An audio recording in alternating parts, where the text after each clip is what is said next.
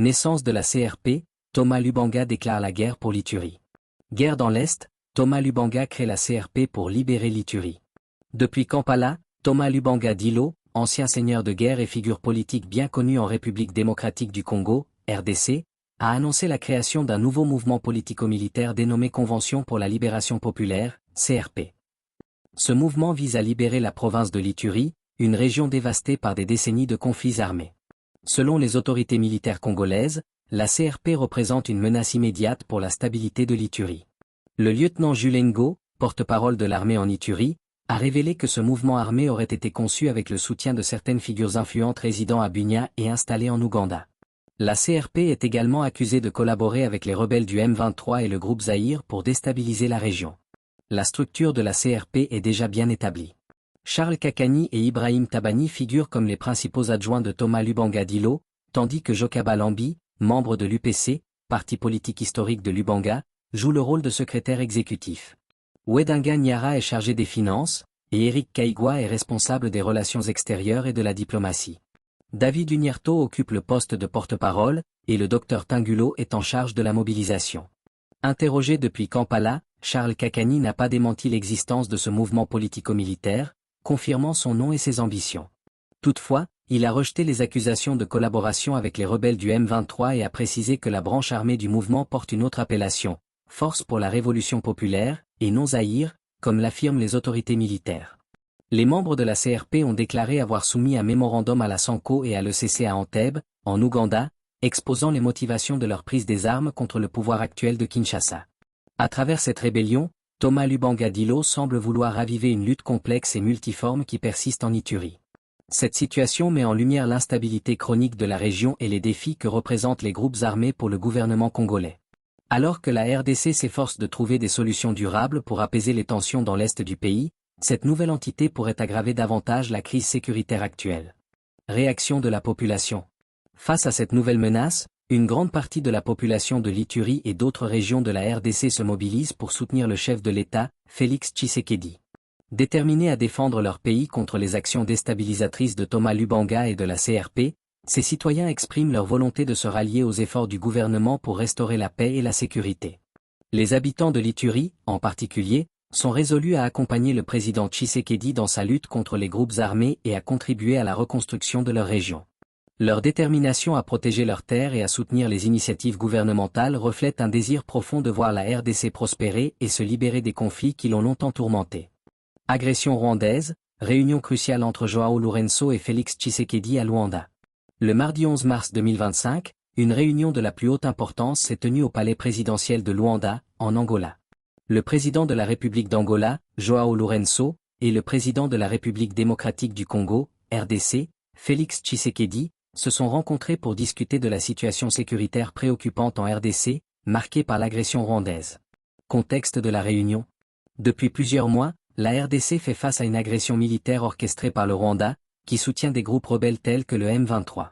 Cette situation a entraîné une escalade de la violence dans les provinces de l'Est de la RDC, provoquant des déplacements massifs de population et une crise humanitaire sans précédent.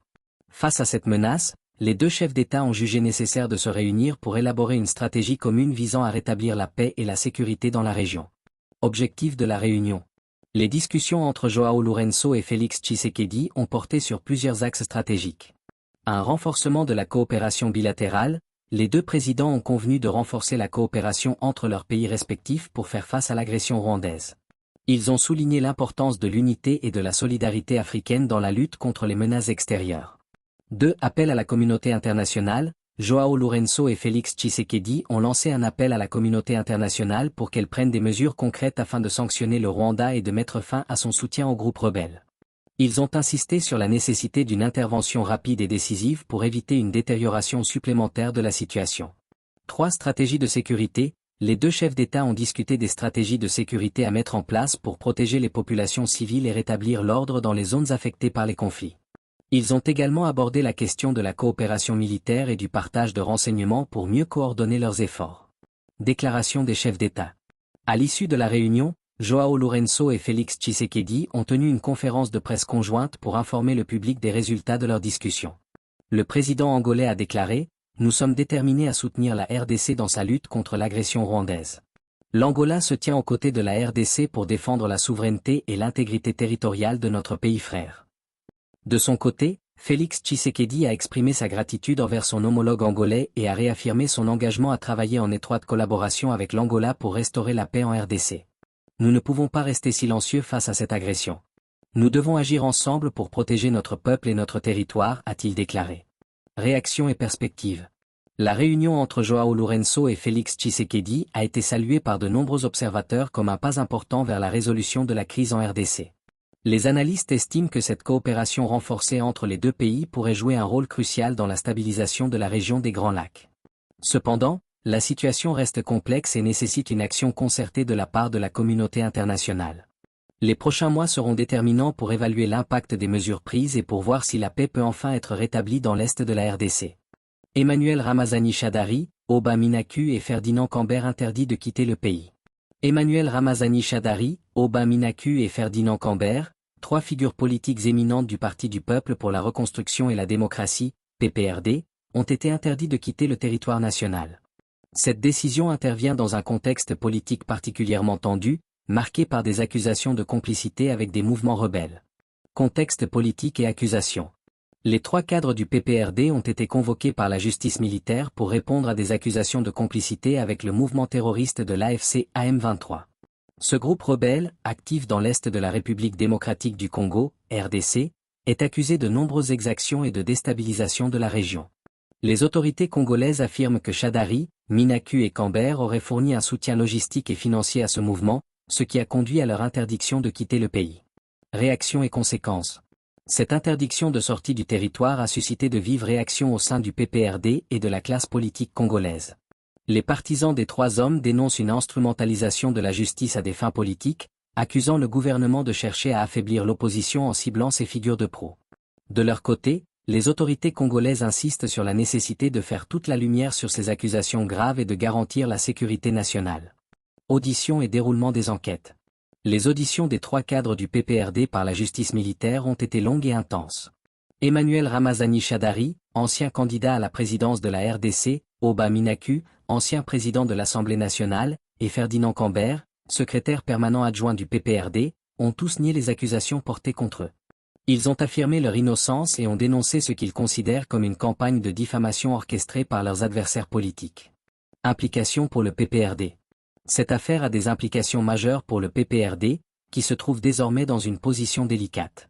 Le parti, qui a longtemps dominé la scène politique congolaise, doit faire face à une crise interne et à une pression croissante de la part des autorités. Les partisans de Shadary, Minaku et Cambert craignent que cette situation ne fragilise davantage le parti et ne compromette ses chances aux prochaines élections. Perspectives et développement futur. Alors que les enquêtes se poursuivent, il reste à voir quelles seront les conséquences à long terme de cette interdiction de sortie du territoire pour Shadary, Minaku et Cambert. Les observateurs politiques estiment que cette affaire pourrait avoir un impact significatif sur l'équilibre des forces politiques en RDC et sur la dynamique des prochaines élections. En attendant, les trois hommes restent sous surveillance étroite et ne peuvent quitter le pays.